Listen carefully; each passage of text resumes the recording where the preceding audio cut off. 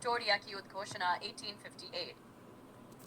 पृष्ठभूमि 857 के विद्रोह के बाद ब्रिटिश संसद ने भारत सरकार अधिनियम और एक्ट 58 पारित किया। इसके द्वारा भारत का शासन ईस्ट इंडिया कंपनी से लेकर ब्रिटिश क्राउन रानी विक्टोरिया को सौंप दिया गया।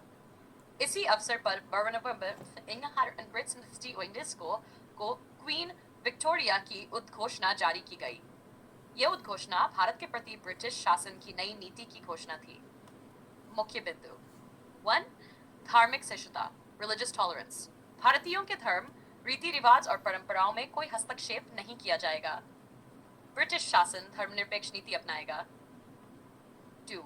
समान न्याय इक बिफोर लॉ। सभी प्रजा को समान रूप से न्याय देने का आश्वासन दिया गया।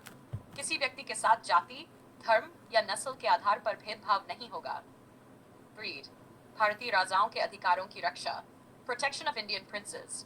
भारतीय रियासतों और राजाओं के अधिकारों और सम्मान की रक्षा की जाएगी। उनके साथ किए गए सभी संधियों का पालन किया जाएगा। 4. राजनीतिक नीति पॉलिटिकल पॉलिसी।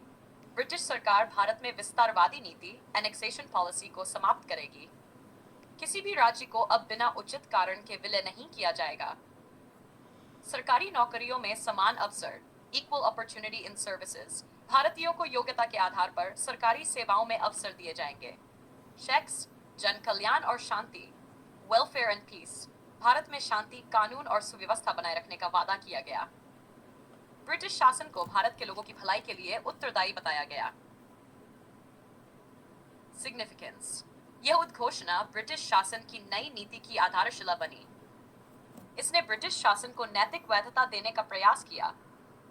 भारतीयों में ब्रिटिश सरकार के प्रति विश्वास पैदा करने की कोशिश की गई, लेकिन वास्तविकता में यह केवल राजनीतिक घोषणा साबित हुई। भारतीयों को समान अधिकार व्यवहारिक रूप से नहीं मिले। निष्कर्ष क्वीन विक्टोरिया की उद्घोषणा 1858 भारत के इतिहास में एक महत्वपूर्ण मोड़ थी। इसने कंपनी शासन के अंत और क्राउन शासन की शुरुआत को औपचारिक रूप दिया तथा ब्रिटिश राज की नीति को शासन में उदारता और धार्मिक निष्पक्षता के रूप में प्रस्तुत किया। क्या आप चाहेंगे कि मैं इसका 7 शब्दों का तो यह टॉपिक यहाँ पे समाप्त होता है। तो अगर आपको यह वीडियो अच्छा लगा तो आप इसे लाइक कर सकते हैं। अगर आप इसे यूज़फुल पाते तो वैसे स्टूडेंट जो किसी कॉम्पिटिटिव एग्ज़ाम के लिए प्रिपेयर कर रहे हैं, आप उनके साथ इसे शेयर कर सकते हैं। और अगर आपको यह कंटेंट यूज़फुल लगता है, ठीक है, तो आप इस चैनल को सब्सक्राइब भी कर सकते हैं, ठीक है। So thanks for watching my videos. Please do like, share and subscribe my YouTube channel Gyan Darshan by Abhi. Thank you.